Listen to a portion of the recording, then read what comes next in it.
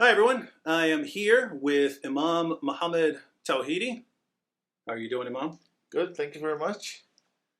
Pleasure. And we're here in Washington, D.C. I should probably start by asking what brings you to Washington, D.C.? Well, firstly, thank you very much for having me. Secondly, I come to Washington, D.C. quite a lot. I do a lot of advisory Mhm. work with certain figures in this region, as well as Canada. And, you know, I reached out to you wanting to sit down, and I have my reasons as to why I picked you. But yeah, let's get the introduction going first. Well, no, we can't move past that. Um, some people who don't know you're probably wondering why you're not like chopping my head off or something. Okay. I've been interviewed by many people. So far, I've given over 400 interviews. And there's always this 1% in people's minds that how do we know he's not lying? Mhm. How do we know he doesn't have a different agenda? So I said to myself, who is the one person I can sit with that would definitely know if I'm lying? That would definitely know if I have a point, if he can see where I'm coming from, and if he can understand and relate to what I'm saying. So who's that one person? And also has to have a good audience, speaks English, so I can speak in English, knows the books I might reference. Brother David. So I reached out to you and said, I'd welcome an opportunity to record a video with you so that both our audiences, we share a lot of mutual audiences, can see this side of the story as well. Mhm. Yeah, and that's important to note that we share a lot of the same audiences. Like, I've mainly followed you on Twitter, Right. and I noticed you've for years been condemning a lot of the same things I condemn. You talk about a lot of the same issues that I talk about, but on this on this issue of deception, Takia. yeah, I find that whenever your name comes up, people start saying, "No, he's just trying to deceive us." So for everyone who isn't familiar with the issue, you have a verse in the Quran which talks about not taking friends of the disbelievers in preference to believers unless it's to guard yourselves against them. And when you look at the commentaries, such as Ibn Kathir, it's basically he gives quotations from Muhammad's companion like Abu ad-Darda, who said, "We smile in the face of some people, although our hearts curse them." So I'm someone who points this out, but it's never occurred to me that this means that all Muslims are lying. In fact, my position is I believe most Muslims, when they say Islam is peaceful, genuinely believe it, even if I disagree with them about what Islam teaches. But there are people who simply think that anytime someone is saying something they disagree with about Islam, it's deception. Someone is trying to mislead them. Okay, well, there are two issues that need to be clarified here. One is the verse that you mentioned, and the Quran is full of these verses. One of them, which you mentioned, do not take the disbelievers as allies or as friends. To begin with, I'm not taking anyone as a friend. A friend is a different level. I say we are all human. We are all by default one family, and we have to love each other. To me, a friend is something very distant than saying human. So when I say you and I are humans, that's closer than friends. So I acknowledge your right to live and exist, and you are equal, just like me, and we are sharing this planet together. That's closer than friend. So this verse in itself is referring to the societal situations between the Meccans, the Arabian Jewish tribes, the Persians, as well as the businessmen that would come through Mecca. Mecca was like an economic city where many tribe leaders would come and travel through there. And they would come with their alcohol, with their animals that Muslims can't touch. They would come with their food that Muslims can't consume. And because of that, there was a lot of mixture between two cultures. And whenever one religion feels that it's being influenced by another religion, such verses tend to make sense that don't take these people as your friends, meaning do not marry and do not marry from them, and do not allow them to marry your women. Don't drink their drinks. Don't eat their food. It doesn't mean kill them.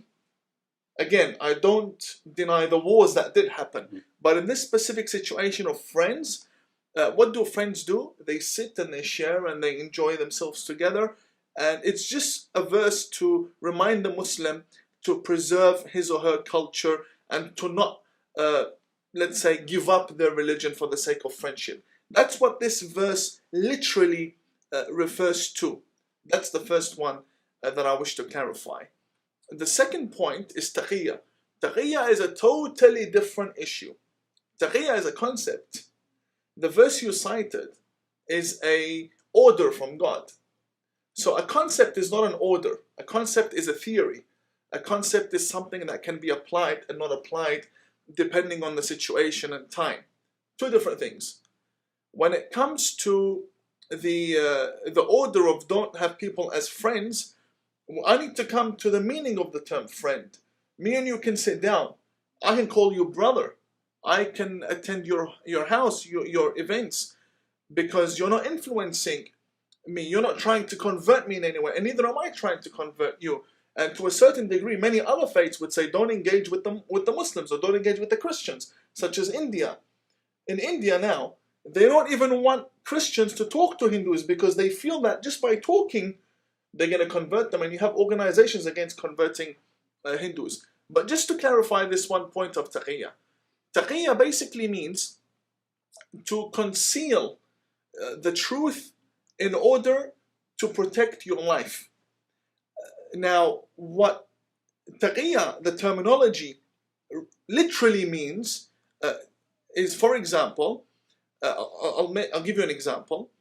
If you are being targeted because of your faith as a Muslim in a, let's say, in a communist like China today, if they knock on your door and they say, we're going to take you to the camp, you can say, I'm not Muslim. And you can save yourself from going to the camp. That's what it literally means, and that's what it is literally used for. Now, where does taqiyya start? It starts from the Shia. We Shia, the sixth descendant of the Prophet Muhammad, Imam Ja'far Sadiq, he was the infallible figure that revived this taqiyya concept. The Sunnis do have it, but that's because Ja'far Sadiq taught the four Imams. They all stem back from his teachings, the Hanafis and the Hanbalis and so on. So the Shia are the ones that know of this. Now, within the Shia, there's a big divide on using taqiyya. Some say taqiyya is part of religion. If you need to preserve your faith and your life, you have to use it. Some say in a state of safety, you don't need it. If I can call 911, why do I need to hide myself from you? If I have citizen rights, why do I need to hide myself? That's another issue. Now, is Tawhidi applying taqiyya? Now, taqiyya can only be applied in certain stances. You can't live your life doing taqiyya. It's not a method of life. You can't live and get married and have a job and earn an income all based on taqiyya. That's just something that's not true. It's impossible unless you're literally an agent. Again, if I was applying taqiyya, all the Muslims would know. A Muslim could tell if another Muslim is applying taqiyya. When two Muslims are talking, or talking to a Christian, and one of them applies taqiyya, the other would know. So why are the majority of Muslims attacking me? If I was applying taqiyya, they would be supporting me because I'm infiltrated. Look, I'm sitting next to David Wood, right? I'm taking your audience. They would be supporting me. But after this, they'll be cursing me day and night because they know it's not taqiyya. Also, I've been attacked by Muslims. I have scars on my body from Muslims. My home has been raided. My car has been demolished. All on the news, all recorded by Muslims. So it really doesn't make sense. But then again, I understand that such a concept exists. It is applied today, and it can be very confusing for the people. I hope that somehow explains that. Yeah, and the reason I bring that up is, again, because once you have that in your mind, that, hey, if someone is practicing this, then they're going to be saying things that are false, and then you can apply it almost on the level of a conspiracy theory, right? Right. It's very difficult to disprove a conspiracy theory, because the person who believes in the conspiracy can always, any evidence you give him, he can interpret it in the light of the conspiracy. And so, but yeah, so I just wanted to say, I've known plenty of Muslims that I've had as good friends. Some of them even left Islam, and they didn't come back later and say, oh, by the way, when I was telling you that Islam is peaceful, I was really planning on killing you. Right? So there are clearly plenty of Muslims who believe what they're saying, believe that Islam is a religion of peace, and so on. So there is the issue of discussing whether their positions are correct and so on, but don't automatically assume that people are trying to mislead you. I don't say Islam is a religion of peace. I don't say that, by the way. But you're the Imam of Peace. Yes, I'm an individual who is peaceful. There's no such thing as any religion being peaceful. Every religion has its violence. The individual can be peaceful. The scripture has always been subject to reformation because of certain aspects, violent aspects within it. Now, many people will come back and say, why don't you say Islam is peaceful? Islam is not one book. It's not one concept. It's two major denominations with thousands of schools of thoughts, and within that, tens of sects and groups. So I can't say they're all peaceful when they're all killing each other. So I would be lying. So that's why I want to sit with you, and we made it, so then you can easily identify, at least I trust that you can, at least quickly identify if I'm misleading you.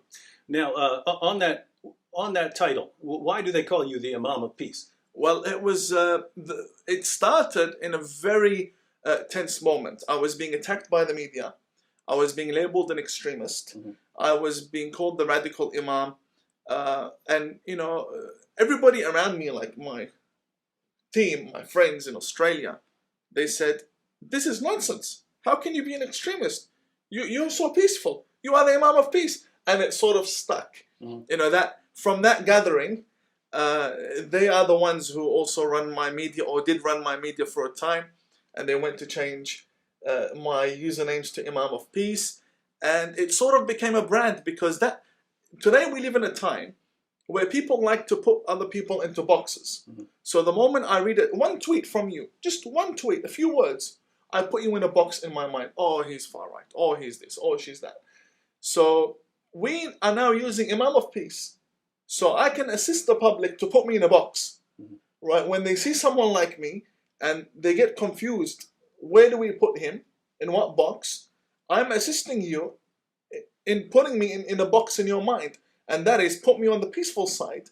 And whoever attacks me has to be the radical, because I'm not the one calling for extremism. I'm not the one calling for violence or anything like that. You mentioned a few minutes ago that you are Shia Muslim. Correct. Anything more specific than that, or just general Shia? Within the Shia, there are fractions. There are the Ismailis, there are the Khoja, there are the Bohra, there are the Dawoodis, and there are other faiths that came out of Shia Islam, such as the Baha'i faith, which is a complete religion on its own. I am a 12er Shia Muslim, which means that after the Prophet Muhammad, there are imams that, an imam here means infallible, who continue the message of the Prophet until the end of time. That's the major group within Shia Islam. It's basically mainstream Shia Islam. Now, there are also people I've seen who say that you're basically using your position to go after Sunni Islam. Right. And how would you respond? Well, firstly, that's wrong on many levels. I'll mention a few of these levels. Firstly, I belong to the Ta'i tribe, the Ta'i Arabian tribe, and who are the descendants of Hatim al-Ta'i. The majority of this tribe today are Sunni Muslims. The majority of the tribe, which extends from Arabia down to Iraq and so on, and it includes the Al-Budayri family, the Al-Nabhani government in Oman, and so on. We are all one family, and the majority of us are Sunni. In fact, our chief, who is called the Prince of Tay, the Prince of the tribe, is a Sunni who pledged allegiance to ISIS recently. And after ISIS was defeated, he came back saying, I was forced. So what we did was we signed letters and we removed him from that position and we appointed someone else. The point is, my family tribe is governed by Sunnis, and the tribal system is very important in the Middle East. So the whole Middle East functions on tribes and regular governments. So the prime minister himself or the president would be a son of a particular tribe. That's from a family perspective. Secondly, I was educated by Sunni Muslim imams up until 2007. So from 1995 until 2007, I was educated by Sunni imams. And some of them are famous today. They are famous radical fundamentalist Sunni imams. And I don't wish to mention their names because they would really get targeted by people online. But most of the clerics that come out on Australian TV who are, senior, they were my teachers in Western Australia. Sunni. I went to a Sunni high school, and also my book, The Tragedy of Islam, has an entire chapter, 2 chapters, criticizing Shia Islam and Shia Islamic governance. It does not have a chapter attacking Sunnis. Also, when I criticize Sunnis, I criticize the Shia equally. So when I go after ISIS, I go after Hezbollah. When I go after Saudi Arabia, I go after Iran. And this has been my way since the very beginning. And whoever says that I am maybe using my agenda to go after the Sunnis, to a certain degree, one needs to realize that the majority of terrorist organizations are Sunni. The majority of them are Sunni. Shia Islam is only 15% of the whole religion. The majority of what you see are all Sunni. So it's impossible for me to go against militant Islamists, militant Islam, militant Islamic ideology, without somehow falling into criticizing the Sunnis. I'm not targeting regular Sunnis, I'm targeting Sunni fundamentalists. It's not my fault ISIS is Sunni. If we had enough Sunnis criticizing ISIS, maybe I wouldn't be bashing ISIS this much. But I see that you guys aren't doing the job properly. And if they're right, they don't have the platform that I have. Now, I'll give you a good example. Many people say, Imam Tawhidi, why don't you criticize Israel? I don't have a problem with criticizing Israeli policy. But number one, there are organizations criticizing Israel. The whole UN is criticizing Israel, right? So why would you want me? Firstly, I'm not a rabbi. I'm not Jewish. I have nothing to do with Israel. So why would I? Yes, I criticize Hamas because nobody's criticizing Hamas. It's not equal criticism. The UN doesn't criticize Hamas. The point I'm trying to get is I don't really care who's Sunni and who's Shia, who's Jewish, who's not. I care about justice. That's why I criticize Hamas, because I care about justice. I criticize ISIS because I care about justice. The same way I criticize the Shia, I criticize the Sunni, and vice versa. And the people who call me sectarian are running away from a very important issue. And that is the issue of me being a reformist. A reformist doesn't care about Shia Sunni. A reformist looks at the whole religion and criticizes the wrong in the whole religion. Those calling me sectarian, they are the simple-minded people. They are the ones that try to run away from the argument that it is their faith that is producing the most amount of terrorists. And by the way, we'd kind of be in a similar boat on focusing a lot of criticism on Sunni Islam, because I do as well. People ask me all the time, why don't you address Shia Islam more? And well, similar reasons, right? ISIS is Sunni, and a lot of the terrorist groups are. Al-Qaeda, yeah. ISIS, Hamas. Most of we only have two Shia terrorist organizations. Only 2. Hezbollah and Iran. Iran is obviously influencing the issues in Yemen and Syria. But out of the hundreds of terrorist organizations, you bring the whole list, Only two, less than five maximum are Shia. The rest are all Sunni. So it's impossible for me to criticize terrorism and not criticize the Sunnis. It's just not. In fact, the Sunni should be happy that I'm criticizing the extremist. I'm doing his job. So why is he upset? Yep. Now, you mentioned that you're a reformer. A reformist. Yeah. There are basically two types within that camp. There are people who would believe that in early Islam, there were calls to kill them. I mean, you did kill apostates, and you did fight people based on their beliefs, and so on. And that, so there are people who would believe that as early Islam, but that we're in a different time, and so it needs to be reformed. And there are people, alternatively, who believe, no, Islam didn't do those things, but along the way, certain Muslims did, and so it needs to be reformed in that sense. So do you fall into one of those camps, either believing that Islam didn't teach those things, it was Muslims along the way who taught them, or that Islam did teach those things, but we're in a different time, so we need to rethink those? Both of them are lies. Both of them are lies. And let me explain the first part. The first part says the violence happened in the beginning, and so Islam needs to be reformed and will be reformed, and we need to now start on that reformation. That is a scam, because Islam as a religion will never be reformed. Two, the other part that says it was all peaceful. The caliphates came later on, and they started the bloodshed, and we need to cleanse the religion from the very caliphate. That is also a scam, because the caliphate, these were not regular governments. These were governments established by the word of God.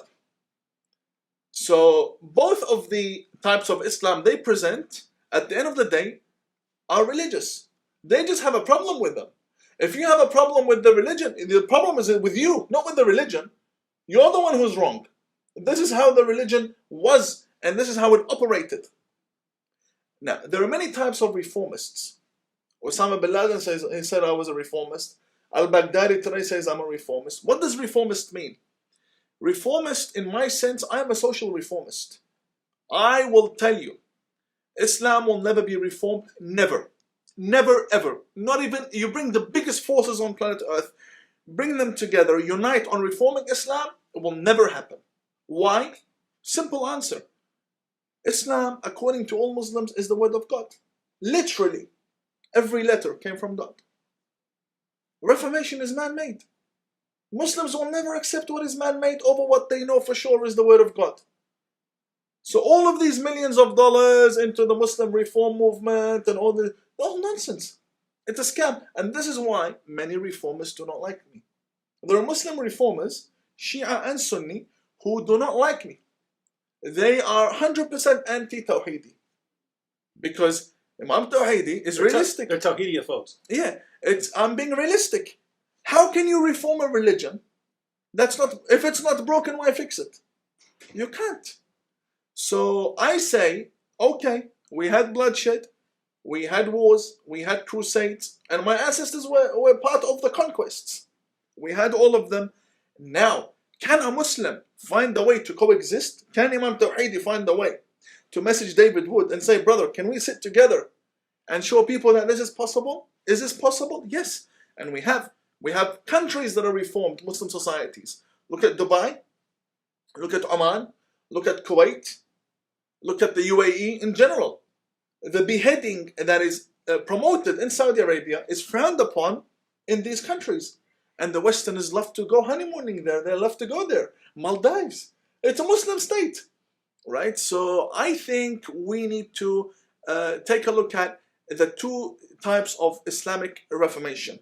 One is a social reformation. The other is a reformation of scriptures and religion. That is the scam.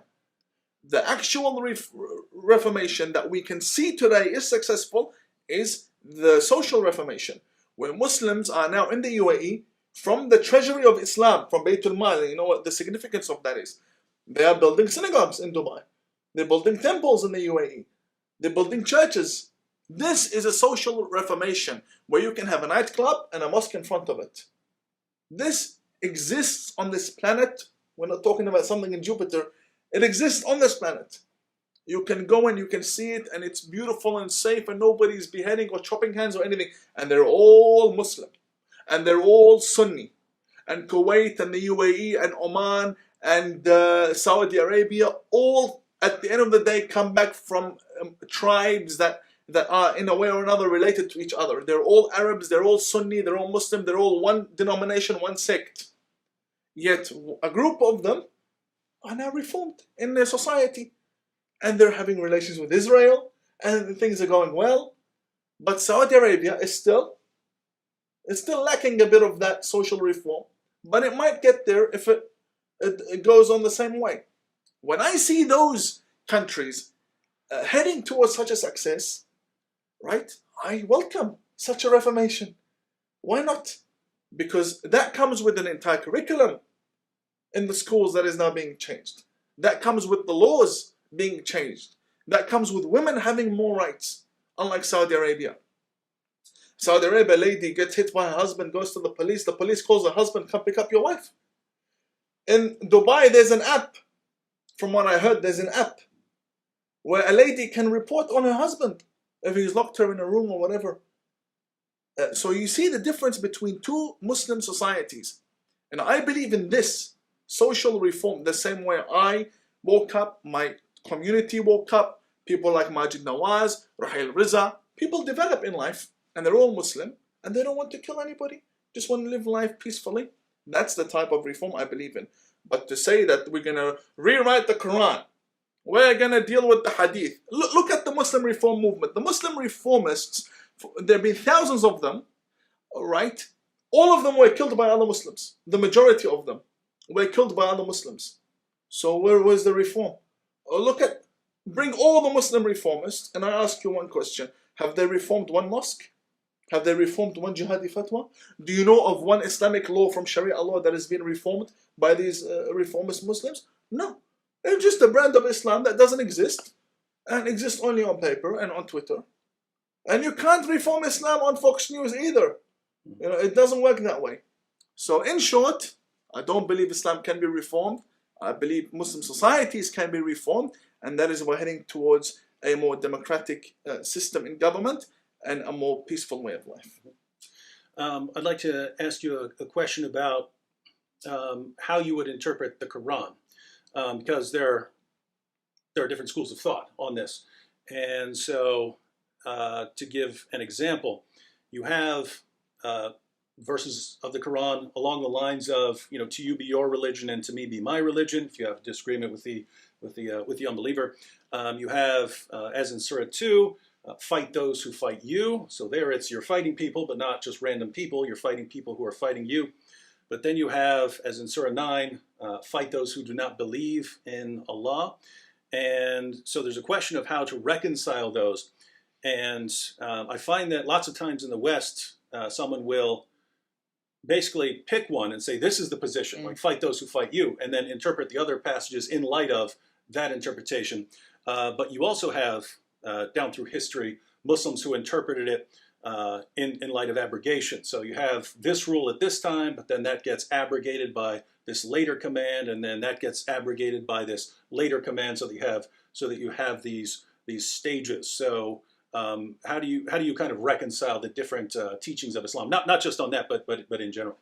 Okay, there will be a verse which you can put for your viewers. Could you do that? Yep. A verse that I will give you, and I will mention it now. It is a verse that says that nobody shall touch the Quran except for those who are pure, except the purified ones.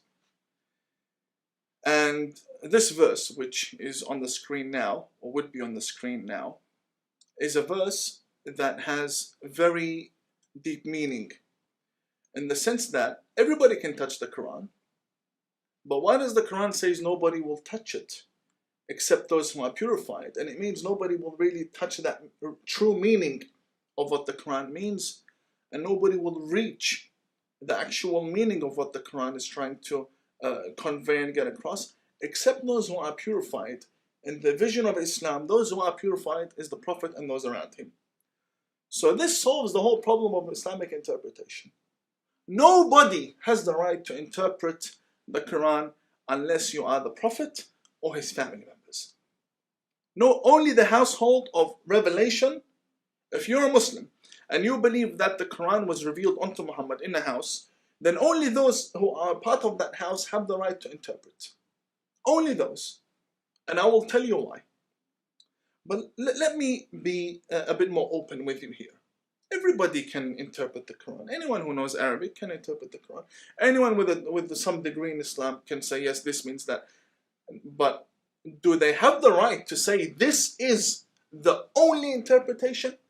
There are tens of thousands of books of tafsir interpreting the Quran, and which you know of probably hundreds of them. Tens of thousands of them exist in different languages. Now, all of them are right? No. Why? Because they're humans. I cannot say this book, I believe, is from God, and I will interpret it with the mind of the human being. It doesn't work like that. A human can never interpret the word of God and say, this is exactly what God meant. How? How do you know? How do you know? You can say, this is what I think could be what God means. That's a different story. If you as a Muslim believe that this is what could be God's law, then you shouldn't be killing people based on what you believe could not be God's law. The only figures that have the right to interpret the Quran and say this should be followed 100% is the Prophet and those around him. Everybody else don't have that credibility. So that's why I say, you bring me 1,000,000 interpretations of the Quran. If it's not from the Prophet and those around him, it doesn't carry that weight. Just some scholar wrote a book. So what? So what? Now, when it comes to interpreting the violent verses of the Quran, you see, this different interpretation. This means this another interpretation. You need to search the interpretation, Mr. David Wood. This is the biggest lie in the history of Islamic research. What do you mean interpreting? If you're reading the verse, and the verse tells you, fast when you see the moon, right? And break it when you see the moon. If the verse tells you pray at this time, and don't pray and stop praying at this time if you're traveling or if you're sick or so on, then it says do exactly that. I am in no position to come and start making my own interpretations, hoping to make some sense out of it to justify my current situation. Doesn't work. Does not work.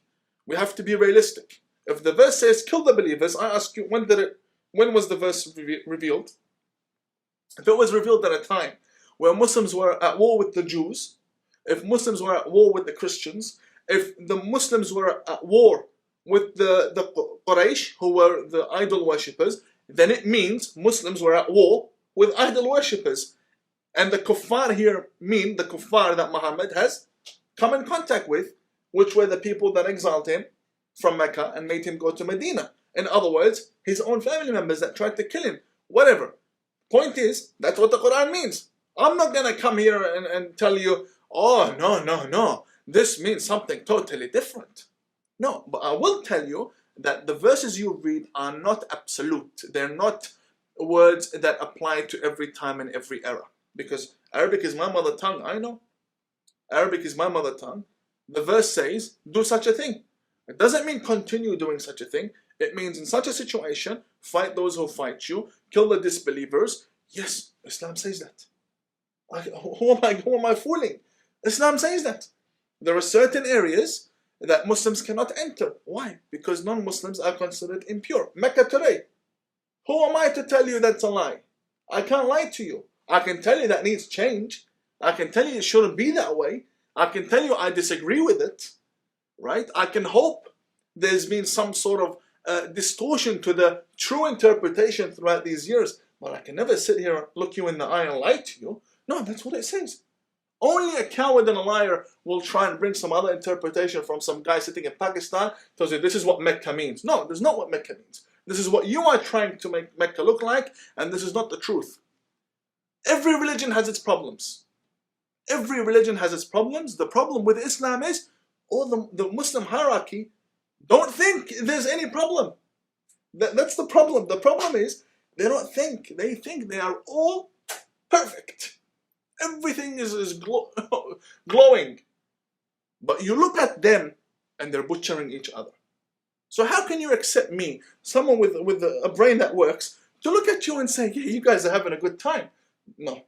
There's something wrong with your interpretation, and that is because now it has been dominated by teachings of men. And like I said before, Islam today, put the Quran aside, most Muslims don't even read the Quran. They don't even understand the Quran. There's Somalia, India, Pakistan. They don't know what the Quran is saying. Some of them do. Majority don't. Even if they memorize it, they're memorizing the words. They don't know what it's saying. They don't know the real meaning. These people, they want to rule the religion. They don't even know what they're talking about. They don't. So we are in a serious mess, and because of that, it has become a religion of men, dominated by men, hierarchies, take finances from people. It doesn't need change. It does need change. It needs help. And there is some change going on. But at the end of the day, it's not enough. And more people are dying in the process. So what's the solution? The solution is we need you to help us solve this problem.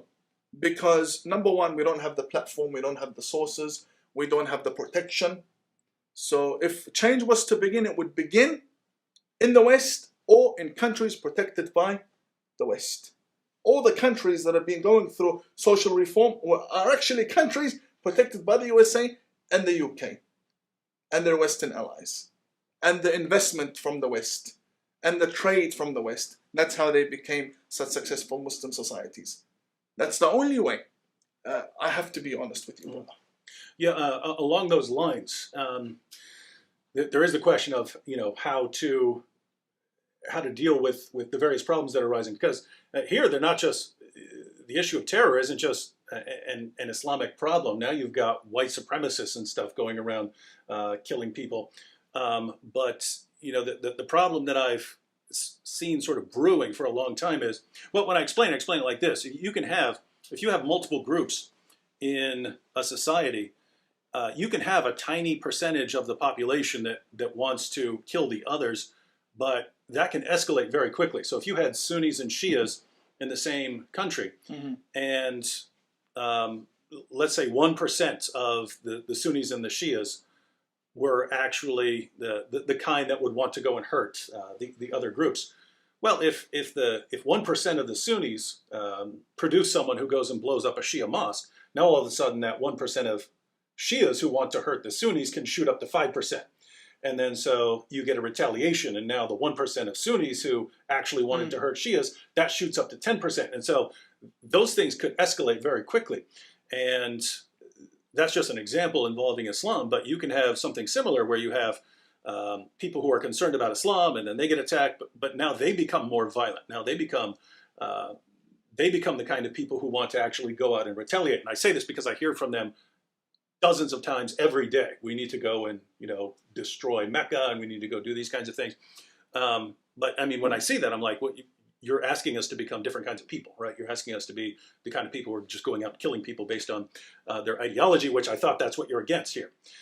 So I'm bringing this up because I'm looking around at the situation we're in right now, and you had a big mountain of ISIS violence, and then ISIS started dying, and we can go ahead and conclude with this. ISIS started falling, so the terrorism started dropping because there are lots of people who believe that you have to be ordered by a caliphate to go out and kill.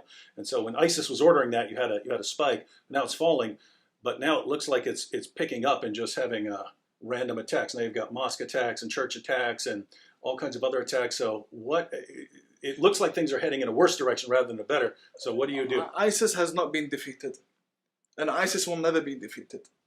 ISIS, the only thing that will happen is the name will change, and the faces will change, and that's it. The ideology of ISIS existed from day one. From day one. Muslims wanted to kill their own prophet, and he had to put Ali in his bed and flee from Quraysh, who wanted to kill him, the tribes of Quraysh, and Muslims who told them where Muhammad was sleeping. So His own fathers-in-law wanted to kill him, which explains why he married so many women. Why did he marry so many women? Why? If he wanted women, he doesn't have to marry them. What's this alliance? What's this bond? 9 women. Why? Some say 11. Why? Because he wanted to be family with them so they don't kill him. If I'm family with tribe X, tribe Y, that's allies with tribe X, cannot kill me because I'm their son. You see what I mean? So what does this tell you? A guy is marrying from everybody around him because he doesn't trust any one of them. He doesn't trust any one of them. In the middle of the war, they were the ones who would start the war with the Christians. They were the ones. Muhammad's own fathers-in-law and his very close companions would start war with the Christians. Then take Muhammad to go to the battlefield. They would leave him and run away. They were the ones. In my book, I proved it. They would leave him and run away. And then come back after 3 days, blaming each other for being cowards who left the Prophet alone in the battle. It's in my book with concrete original sources and scans available on my website. So, and my book is the only book that I know of that has references and has the online scans, original scans on my website for each number for you to see in Arabic, and some of them are translated as well. But the point is, they were the ones who wanted to kill the Prophet. Brother, in my book I've proven the Muslims insult the Prophet Muhammad more than any other religion on the face of the earth. This drawing cartoon, there's nothing compared to what they say about him. Anyway, and it's all in my book. The point is, ISIS is not new. ISIS is not new. Trump says Hillary created ISIS. Obama created it. That's wrong. In my opinion, they only funded ISIS. They funded an ideology that was already there. They didn't create. They don't know how to create anything such as this. This is world dominance. If Hillary knew how to create ISIS, she would have won the elections. ISIS is a very sophisticated ideology and methodology of establishing caliphate on the face of the earth. If Hillary was this smart, she would have won the elections. But no, they funded such a corrupt ideology that already existed, and now they're saying, oh no, this is not really true. This will go away. We'll defeat it. No, you'll never defeat it. This will stay. And we had Al-Qaeda, went Al-Shabaab, went Boko Haram, they went Al-Jaish, they went, now we have ISIS, they went, and now we look at all of them, they're all here. Al-Qaeda is expanding, it's having a negotiation, the Taliban are now negotiating with the USA, right? They're all, every terrorist organization that was, described as defeated, they're existing today and they're in politics. And the Muslim Brotherhood. Did you ever think that America would really need to be so cautious in designating a terrorist organization as a terrorist organization? How weak have we become, and how strong have the extremists become? Honestly, it would really take the president so much effort and research to finally make a decision that yes, this terrorist deserves to be called a terrorist. And they're already registered as terrorists, designated by half of the Middle East, Muslims like them. So the ideology of ISIS will continue, and the only way it can be defeated is if the Christians woke up. Brother David, with you, I can say this. Point. What's up? With you, I can say this. The only medicine for ISIS is the Christian uprising. I'm not calling for an uprising or anything. I'm not calling for any crusades. I'm telling you, if we want to be realistic, the only medicine for ISIS and their likes is when the Christians rise to defend Europe and defend their sacred sites and their churches. That's the only way that these people will wake up. Look, I'll give you a good example. From 2014, ISIS took over Mosul. I was in Iraq. I packed up, came back to Australia. From that time until now, can you mention one Christian defense force that stood up for the Christians in the Middle East? The Christians of Iraq are now becoming extinct. Literally. There are only hundreds of thousands of them left. And the majority of them want to leave and have left. The Christian lands are being now divided by the Turks and the Kurds and the Iraqis, and they're wiping it out, this whole history. And I just came back from Chicago. I was with the Assyrian community. I met with their bishop. They're becoming extinct. Why? Because nobody chose to rise. Because the only medicine is not America. It's not the Iraqi forces. It's none of this foreign aid nonsense. The only way ISIS will be defeated is if the Christians in the Middle East showed some strength. The same way the jihadi defends his mosque, you need to defend your church. I'm not calling for violence. That's the last thing I would call for.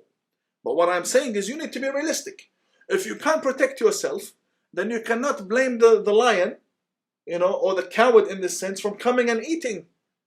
These people are animals. Even animals are better than them. But the point I'm getting across is that we are trying to treat a person humanely when they're not human. They're not human. ISIS, they're not human. We can say they're brainwashed and, the person who blows himself up is also a victim of his own ideology. Nonsense. They're not human. They're doctors, they're engineers, they're people who went through medical school, who joined ISIS. They're judges and lawyers. They're not people that were brainwashed, don't know what they're doing. They know very well. Very well. We have a terrorist Australian from South Australia. He studied and educated medical school. Half the planet doesn't have, more than half the planet doesn't have this privilege. He had the best lifestyle. Packed up, went to join ISIS. Convince me this guy is brainwashed. This guy who spent 5 to 10 years studying to save people's lives is now taking people's lives. Is this being brainwashed? No. This guy debates and he's calling more Australians, come join us. Why? Because he's completely aware. There's no mental illness. Completely aware of what they're doing. ISIS is a political entity. It's religious, but it's also political. Any style of government that wants to conquer has a political motive. And this is a political agenda using religion to justify their laws, and they're using the right laws. The laws are not fabricated, they're right. And they're using them. Now, the problem we have is, when are the Christians going to wake up? We come to America warning the Christians don't want to listen. So what do you want us to do? If I'm telling you, I fled from this guy, and this guy is now moving next door, and you're telling me I'm Islamophobe, how can I help you? What can I do? If he kills me, then kills you, then I can't help you. It's your fault. As in the Christian, because look, let's put it this way.